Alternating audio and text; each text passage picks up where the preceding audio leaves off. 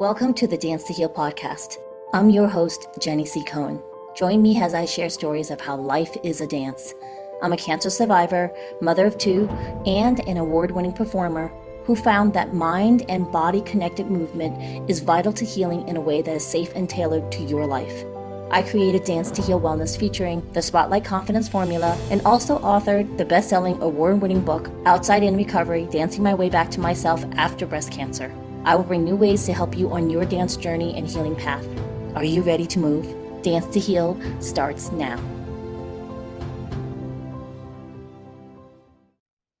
Intimacy with others begins with intimacy with yourself. And throughout my entire life, I assumed that I was like this chameleon, that you can put me into this room and I can just connect with everybody. And I had this visual at one point because I have been every personality you can think of. I've been the preppy kid, I've been like the emo, I've been, sporty spice, like whatever, whatever multi-passionate, visionary that I have been my entire life. Like I've touched everything, done everything. And so I just assumed that I was going through these different communities throughout my entire life. And it was almost like a visual of like that, not the escalator, but at the airport, how they have that like straightforward escalator. I just felt like I was on this escalator and there were just communities of people that I would just walk on by. I would connect and then I would leave. I would connect and leave. So I have zero childhood friends as of today. And so I realized I am unable to actually have a rooted, connective community because I have no idea how to connect with myself. And when I started implementing intimate practices toward myself, now I have the best community for years and years and years. Women who are successful, beautiful inside and out, who are creating impact in the world, who will literally take off the shirt off of their back and give to me. Masculine, divine men who are emotionally intelligent, who creates a space of safety for the feminine to flow. And how I got there is because instead of viewing intimacy as I'm relating to someone else, view yourself as getting to know your highest self. So I started dating myself. I started buying myself flowers. I started going out to dinners, or like what was my perfect date? So my perfect date was to go out to a really nice dinner and then go to a bookstore and I would sit in a corner and just read. And I would do everything that my dream date would look like. And I would talk to myself as if I was on a date with myself. Like, what would you ask someone in front of you? I would ask, like, what do you do? Like, who are you? What are your interests? And that was how I actually got to know myself. And this is the foundation, a very important foundation of how you can even get to your sacred yes and sacred no. So I want to stop there before I move forward. I love this. I love this role modeling for us of how we can start to have an intimate relationship with ourselves. Real talk though, because some of my audience members are in their 50s, like me. Because for me, the journey of coming back into my body did not happen until my daughter needed me to be. So, my audience understands that I have fraternal twins through in vitro fertilization, and we weren't supposed to have kids. Like I had, when they did the workup for the IVF, I had I had things going on internally that I was not never supposed to have children, and I still insisted. So for me, a lot of my life was spent on raising my children. When I was told you shouldn't have kids, like you should be making a difference in the world through some other way, and I was like, no, I want to have babies. And so everything in the last almost 30 years has been centered around being a mother and raising my children to be young adults making a difference in the world with whatever they took on, right? As souls before they came here. Now I have tools. And being a mom, going through my hardships, I have the tools now. And for those of us who were so outwardly focused, now we're entering the second spring. In Asian medicine, they talk about when you go into perimenopause and menopause, all of your energy centers start to turn inward for your own replenishment because we've been giving out for most of our lives. And it's really funny because I used to try and do those dates and never feel fulfillment. It would feel weird because I hadn't even done, Maya, the most basics of self care. Like I wasn't even Mhm. making sure I had enough sleep. I wasn't doing skincare. Mhm. I wasn't doing any of that stuff. So to do a date with myself, it felt like a false exercise for me at that time. These days, I love this whole list. And it took me a while to get to know myself again. And it was this implementation of a very consistent, over time replenishment of sleep, self care, hydration, kind of really knowing when to say no because it's hard for the older people like myself because we have had a lifetime of not being able to say no to anyone and all well, except ourselves. We're really good at saying no to ourselves and yes to everyone else. So my audience members who are thinking, oh, wouldn't that be nice? It is possible for you. And have a clear, really, wouldn't it be great if you can really look at yourself and go, yeah, I haven't been honest with my self care. I haven't been making sleep a priority. I don't drink enough. I bought that treadmill, but I never used it. It's just sitting in that corner gathering dust. My laundry's on it. And that's okay. Give yourself that grace. And the reason why you're listening to Maya right now is to tell you this you can have this life she has. It's really possible for you. Even you, like me, who struggled with looking in Mhm. the mirror when we were in menopause, right? Just hear what she's saying and start finding Mhm. that future self that's waiting for you. Yeah. Gosh, self-care is such also an esoteric topic because there are all of these things that support your that supports you. And I also hear what you're saying about where do you even begin if you've never taken yourself out on a date and it's just weird? Of course, it's weird because you've never spent time with yourself. So you are literally with a stranger. And so it's going to be weird. And in this space of uncomfortability is the edge in which you stretch, but you get to know each other. And so with self-care specifically, the way that I look at it is it's not even about the thing that you do, which is like a bath or like I'm going to meditate.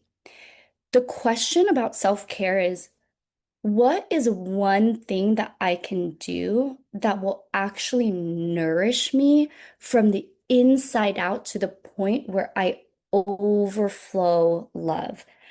Because when we are not full and we are giving and taking care of others from a space of an empty cup, this is what leads to burnout, depression, disassociation. And in those energies, intimacy cannot exist. So, what is something that you can do that nourishes you to the point that it re-energizes you? What is that one thing where time just doesn't even exist? And you're just like, oh my God, 5 hours have just totally passed. That is a thing that you want to do as your self-care practice. Brava. I love that. I love that. And also, we're not telling you to do something for 5 hours, okay? You still have to eat and drink For 10 water and minutes. rest.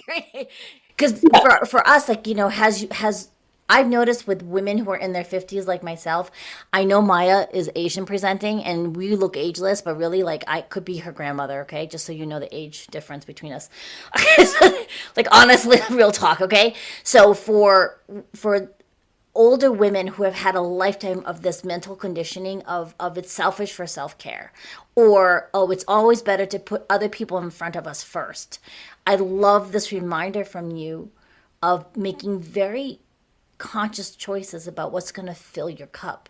For me, I've come to this realization that my cup, which is my well of giving, it was actually cracked and the bottom wasn't working anymore. So it didn't matter how much I filled my well, nothing was holding what I was putting in it. And I had to spend a lot of time saying no to pretty much everything so I could fortify the bottom of my well and seal the cracks around my well. Because Mm. until I did that, it did not matter what I did because nothing was holding.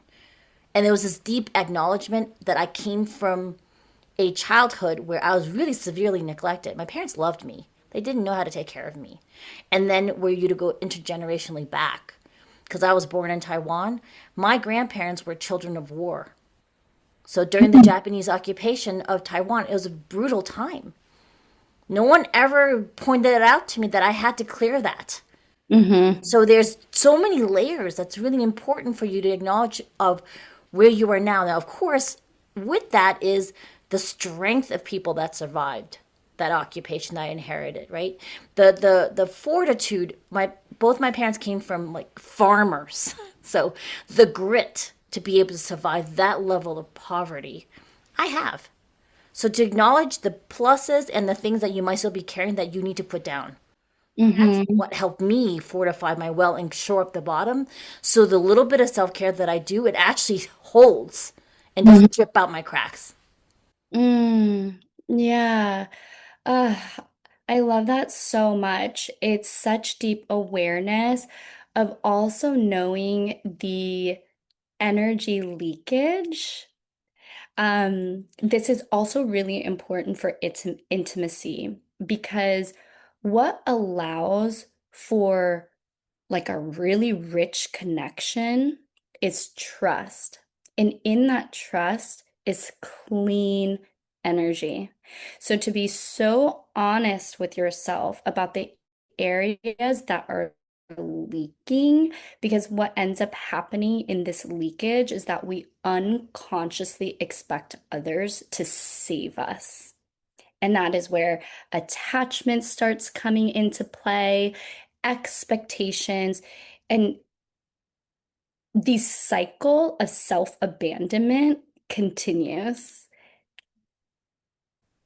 Oh, I love you pointing that out. I love you pointing that out because for me, part of this whole healing that I share with my clients is that you can stop the cycle of abandonment, but you have to see it first. Mm-hmm. You know, I was making friends with people that didn't value me. I would stay loyal to businesses that didn't value my contribution, right? Mm. I mean, I wrote a story about a platform that I was a teacher and I'd been elevated to master instructor, and I really needed to leave it before I was fired via email. I needed to leave it, but I felt loyalty, misplaced loyalty to the business owner because I thought of that person as a friend. And that person only saw me as a business entity that they subcontracted, right? So I was dropping balls and they were getting fed up. And then we're going to let you go now via email. I was devastated, Maya. Mm-hmm. And this whole situation had been set up and repeated by me. Like I had to take responsibility and be like, yeah, they didn't do it in a nice way. Let's be honest, Maya. Like seriously, like that cut my loyalty ties pretty quickly. And I Mm-hmm. still love on that person. I'm just, it's not going to be something that I would recommend other people do, that particular format, right? Because the different definitions of what you give are not necessarily what people perceive. So be Mm-hmm. really clear when you're helping or doing something. Is it a real no, yes for you? Because if I were to think back over why I even said yes, I think it was really a no. And I wasn't Yeah. listening to myself. Yeah. Yeah. Oh my gosh. Okay. So there are layers to what you're talking about in terms of why knowing your yeses and nos are so important. Your body knows. So you're expressing now. I knew it was a no, but you did it out of obligation of loyalty. If anyone out there is doing anything out of obligation right now, cut the cord. Because when it's out of obligation and completely out of alignment, the universe is going to cut the cord for you, which is why they severed that relationship for you, right? That's the first thing. The second way that I also want to look at it is that when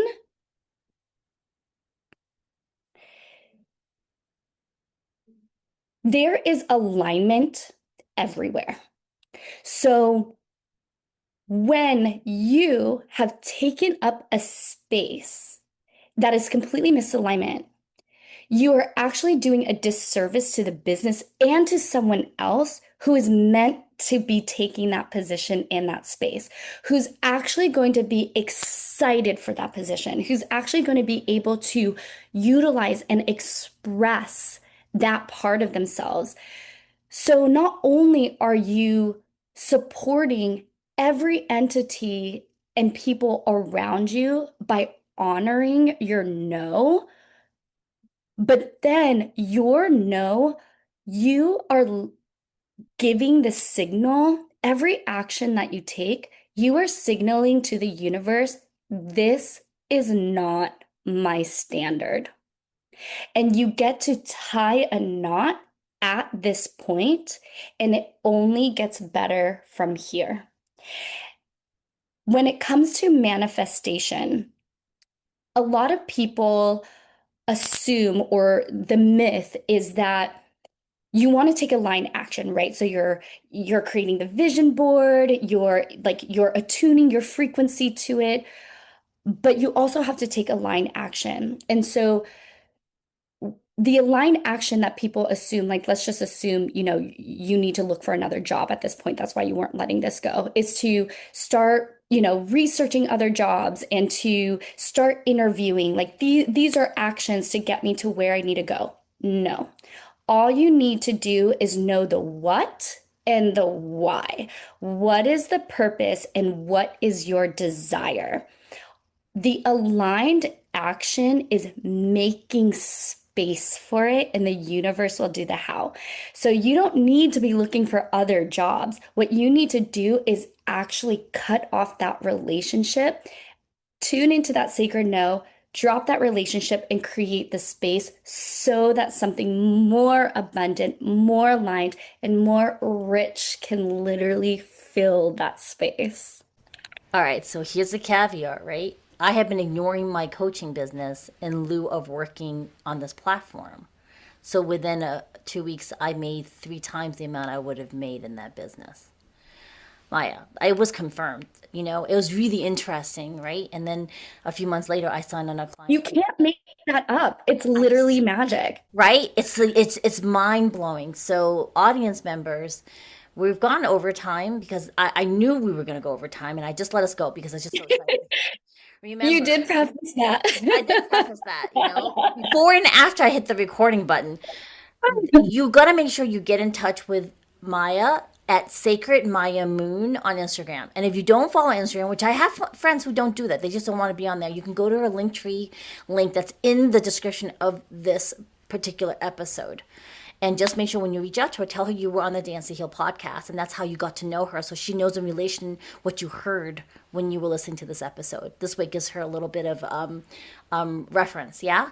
The second thing is, most of you have gotten my gift of the danceandheal.com. Just keep that in your list of things to go back to, because we're about to change the gift on that link. So it's DANCEANDHEAL.com. We're just going to reserve that for free gifts for people, because I can't remember that many links, y'all. So just so you know, just check on that periodically. We're going to start switching it up. Maya, you were such a blessing. We're going to have to come back, because according to the outline, we discussed one, maybe half of the second thing, and we have 4 more things to talk about. This is open, and I think it's good, because I think the audience is going to be ready once they process this one for the second half of this conversation. Remember, my audience members who are on the audio podcast, go to the YouTube video Don't go to the just audio one, but the YouTube video one, and add any questions. Maya and I will go back to that episode and answer your questions if you have them. Because some people, they freak out a little bit about like one-to-one reach outs, but you can ask more of a public question and we can answer because there's probably someone else who also has the same question. Mm-hmm. Right? Yeah. I also want to offer, I have 100-page Sacred Feminine Codes blueprint. And in this includes practices on how to tap into your sacred yes, how to tap into your sacred no, how to get to know yourself better, and other intimate practices that can include whether it's sensuality or creativity, but really it's a way for you to connect more with your divine feminine. So that'll also be in the link tree as well. Yes, yes. Get your goodies from Maya. Maya, thank you so much for coming. We'll see you next time, everybody. Bye-bye. Thank you so much, Jenny. Take care, everyone. Thanks for listening to the Dance to Heal podcast with Jenny C. Cohen. Come back next time to hear stories of inspiring triumph and learn more ways that you can heal yourself. To work with me and continue your journey, visit danceandheal.com. Are you ready to move?